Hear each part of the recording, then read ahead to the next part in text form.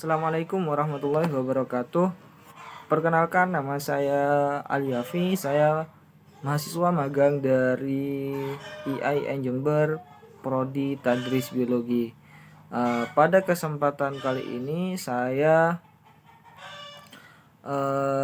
kebetulan ditempatkan di MAN 1 Situbondo untuk melaksanakan proses magang.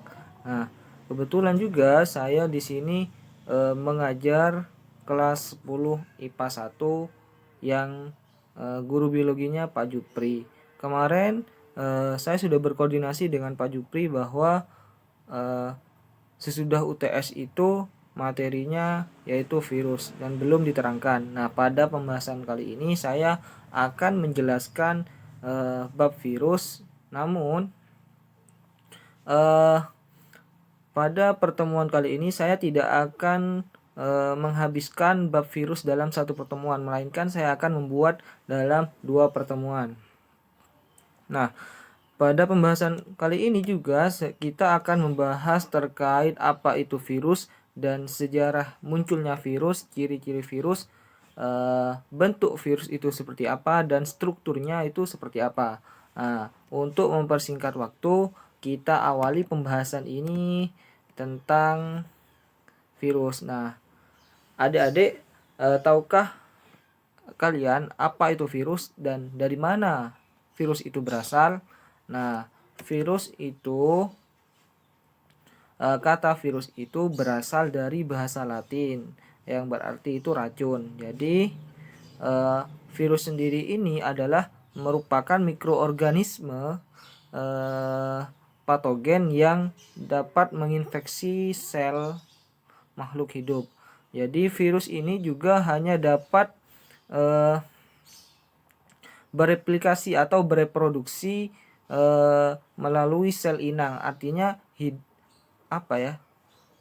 virus itu dapat hidup di sel lain. Artinya virus membutuhkan sel inang dan tidak dapat hidup tanpa sel inang. Nah, itu virus. Lanjut, kita akan mencari tahu awal mulanya virus itu ditemukan. Jadi pada tahun 1883 ada seorang peneliti yang bernama Adolf Meyer. Nah, Meyer di sini menemukan bintik-bintik atau bercak-bercak pada daun tembakau. Dia mengamati menggunakan mikroskop biasa. Nah, namun hal itu tidak berhasil. Kemudian si Meyer ini melakukan ekstraksi. Dia melakukan ekstraksi dan memindahkan atau mengoleskan hasil ekstraksinya itu kepada daun tembakau yang sehat. Kemudian daun yang sehat itu juga menjadi sakit, artinya dia juga terdapat bercak-bercak. Nah, kemudian Meyer mengatakan bahwa hal itu disebabkan oleh sejenis bakteri. Nah, selanjutnya penelitian dilanjutkan oleh Dmitri Ivanovsky pada tahun 1892. Pada saat itu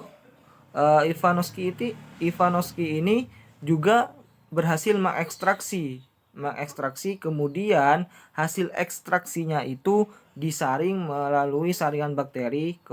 Nah, hasil dari saringan bakteri itu kemudian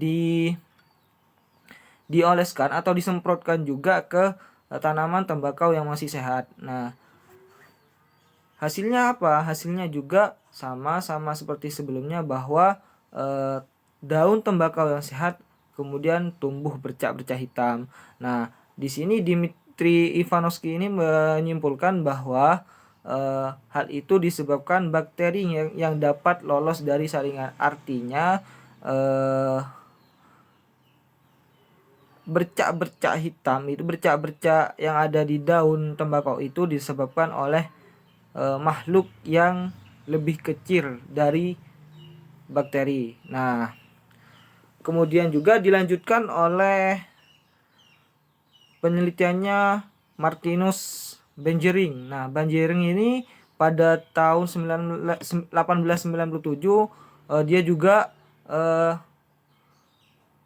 istilahnya mengekstraksi juga. Kemudian hasil ekstraksinya itu disemprotkan kembali kepada daun tembakau yang sehat. Nah, hasil dari kemudian daun yang sudah sehat tadi ternyata terdapat bercak-bercak juga. Nah, hasil dari daun yang kedua ini kemudian dia ekstraksi lagi. Nah, setelah itu kemudian hasil ekstraksinya disemprotkan lagi ke daun yang sudah sehat. Nah, di sini Benjering menyimpulkan bahwa agen penyebab penyakit pada daun tembakau ini dapat berkembang biak atau dapat bereproduksi. Nah, kemudian penelitian terakhir yaitu oleh Wendell Stanley yaitu pada 1935. Dia menyimpulkan bahwa agen ini dapat dikristalkan atau mikroorganisme ini dapat dikristalkan, sehingga dia menyimpulkan bahwa penyebab penyakit pada daun tembakau ini disebabkan oleh agen yang dapat dikristalkan ini. Kemudian dia menyimpulkan bahwa agen ini disebut sebagai virus. Nah, itu sejarah singkat terkait virus. Oke, untuk selanjutnya kita akan membahas terkait ciri-ciri virus. Nah, kita tahu bahwa virus itu memiliki ukuran tubuh yang sangat kecil, yaitu berkisar antara 20 sampai 300 nanometer. Nah, dalam 1 nanometer itu sama dengan 1/1 juta milimeter. Nah, bayangkan saja 1 mili aja kecilnya seperti itu, apalagi 1/1 juta milimeter. Itu 1 nanometer ya. Nah, virus juga berukuran kecil dengan diameter lebih dari 20 nanometer. Misalnya pada penyakit yang menyerang pada saraf pusat, yaitu disebabkan oleh poliovirus. Nah, selain itu juga ada aptovirus yang menyebabkan penyakit kaki dan mulut pada sapi. Nah, virus yang berukuran paling besar itu berkisar antara 150 sampai dengan 300 nanometer. Itu yang lebih besar, seperti virus yang menyebabkan penyakit menular juga. Katanya ada yang menular, ada yang tidak, seperti penyakit flu, influenza atau para influenza. Itu juga penyakit yang disebabkan oleh virus. Nah, untuk selanjutnya bagaimana ukuran tubuh virus kan sudah dijelaskan tadi. Nah, virus itu dapat dilihat atau dapat diketahui melalui beberapa cara. Yang pertama kan virus dapat diketahui dengan cara menggunakan mikroskop. Nah, mikroskopnya ini bukan mikroskop biasa, melainkan mikroskop elektron. Nah, di dalam mikroskop elektron itu menggunakan berkas elektron dan lensa elektromagnetik sehingga bisa mengetahui bagaimana bentuk virus melalui mikroskop tersebut. Selain itu juga di PPT juga ditampilkan bahwa virus dapat diketahui melalui melalui selaput kolodion yang mempunyai porositas bertingkat. Jadi, sediaan virus itu dilewatkan melalui serangkaian selaput. Jadi, beberapa selaput. Kemudian, ukuran virus dapat diperkirakan berdasarkan selaput tadi, selaput mana yang bisa dilewati dan selaput yang menahan partikel virus. Jadi, seperti disaring lah, seperti itu. Yang ketiga, bisa dilakukan sedimentasi dalam ultrasentrifugasi. Nah, Ada juga yang keempat dengan pengukuran perbandingan. Bisa dilihat di PPT dan dibaca ya. Untuk itu selanjutnya terkait bentuk. Nah, bentuk virus itu kan bervariasi. Ada yang berbentuk batang, ada yang berbentuk bulat, ada yang berbentuk oval seperti peluru. Nah, ada juga yang berbentuk seperti benang atau filamen. Nah, seperti contoh virus yang berbentuk batang itu misalnya ada pada yang diteliti oleh peneliti terdahulu, yaitu pada TMV atau Tobacco Mosaic Virus, itu bentuknya batang. Nah, bisa dilihat di PPT ya, itu dibaca ada virus yang berbentuk huruf T, misalnya bakteriophag. Virus yang berbentuk polyhedral misalnya adenovirus itu. Nah, ini merupakan bentuk-bentuk virus. Itu ada yang seperti batang, ada yang polyhedral, ada yang seperti huruf T, seperti ini yang dinamakan T4 bakteriophag. Ini virus yang terdapat pada apa tadi? Pada tobacco. Selanjutnya kita tahu bahwa virus itu merupakan makhluk peralihan antara makhluk hidup dan juga benda mati. Jadi ciri-ciri virus itu memiliki dua ciri-ciri. Bagaimana virus itu dikatakan sebagai makhluk hidup dan ciri-ciri yang dikatakan sebagai makhluk mati. Nah, ciri-ciri yang pertama terkait virus dikatakan sebagai benda mati. Nah, karena virus itu tidak memiliki alat-alat seluler. Artinya virus itu tidak memiliki protoplasma, tidak memiliki organel-organel, sitoplasma, inti sel itu tidak memiliki. Jadi dia dikatakan bukan makhluk hidup. Selanjutnya virus juga hanya dapat hidup di sel inang. Artinya dia tidak dapat hidup di luar. Selain itu juga virus dapat dikristalkan. Jadi virus itu tidak dapat bergerak, tidak dapat bernafas. Nah, kalau sesuatu yang tidak dapat bergerak dan tidak dapat bernafas, itu kan dikatakan makhluk mati. Seperti itu. Nah, lalu bagaimana virus itu dikatakan makhluk hidup? Nah, virus dikatakan makhluk hidup karena yang pertama, virus itu dapat berkembang biak.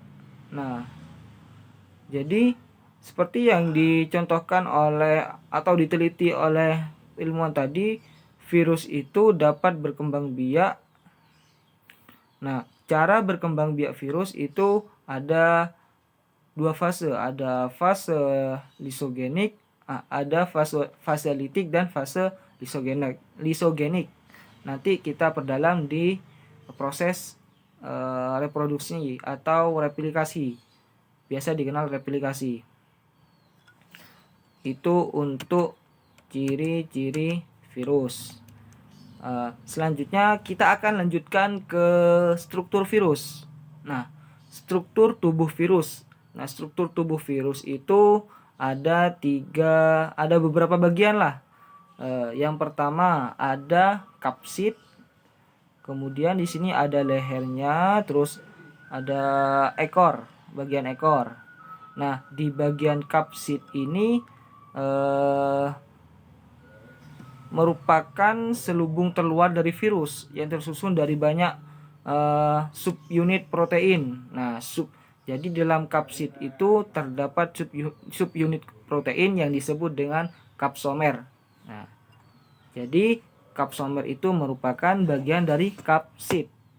Perlu diingat. Nah, kapsid inilah yang dapat memberi bentuk pada virus seperti bentuk polihedral tadi, berbentuk batang dan bulat, dan bentuk-bentuk lainnya. Nah, kemudian di dalam kapsid juga terdapat materi genetik. Nah, materi genetik di dalam virus ini dapat hanya berupa asam nukleat. Nah, virus hanya mengandung satu jenis asam nukleat, yaitu DNA atau RNA. Ya, perlu diingat bahwa virus itu hanya hanya mengandung satu asam nukleat, bisa DNA, bisa RNA. Jadi tidak mungkin kedua-duanya, hanya salah satu dari DNA dan atau RNA. Nah, apa fungsi dari asam nukleat ini? Nah, DNA atau RNA yaitu berfungsi sebagai informasi genetik pada saat replikasi atau penggandaan. Nah, selanjutnya virus juga memiliki bagian-bagian atau aksesoris. Istilahnya aksesoris lah. Nah, apa itu aksesoris? Seperti bukan aksesoris seperti anting dan gelang atau semacamnya ya. Itu terkait yang dimaksud aksesoris di sini seperti selubung virus, seperti serabut ekor, dan juga kaki bagian dasarnya itu. Nah, bagian-bagian aksesoris ini memiliki fungsi masing-masing, seperti serabut ekor. Nah, serabut ekor di sini berfungsi untuk saat melakukan penempelan atau absorpsi pada sel inang. Nah, untuk ini bagian penusuknya ini digunakan untuk menusuk saat atau menyalurkan materi genetik tadi kepada sel inangnya atau sel bakteri nanti yang akan dimasukkan DNA atau RNA dari virus. Nah, itu fungsi dari aksesoris tadi. Nah, mungkin itu untuk pertemuan kali ini. Apabila dari anak-anak atau adik-adik ada yang ditanyakan, monggo ditanyakan via Google Classroom yang sudah disiapkan oleh sekolah. Pertanyaannya singkat saja. Apa yang tidak kalian ketahui terkait dengan apa itu virus, ciri-cirinya, strukturnya, dan sejarahnya, kita bahas atau kalian tanyakan di Google Classroom ya. Nah, untuk kali ini saya tidak akan memberikan tugas ataupun evaluasi, tetapi saya akan memberikan tugas apabila bab virus ini selesai untuk mengevaluasi bagaimana pemahaman adik-adik atau anak-anak pada bab virus ini. Mungkin itu saja dari saya. Saya pamit undur diri dari pertemuan kali ini. Kita ketemu lagi pada minggu depan terkait dengan bagaimana replikasi dan peran virus. Jadi itu saja dari saya. Assalamualaikum warahmatullahi wabarakatuh.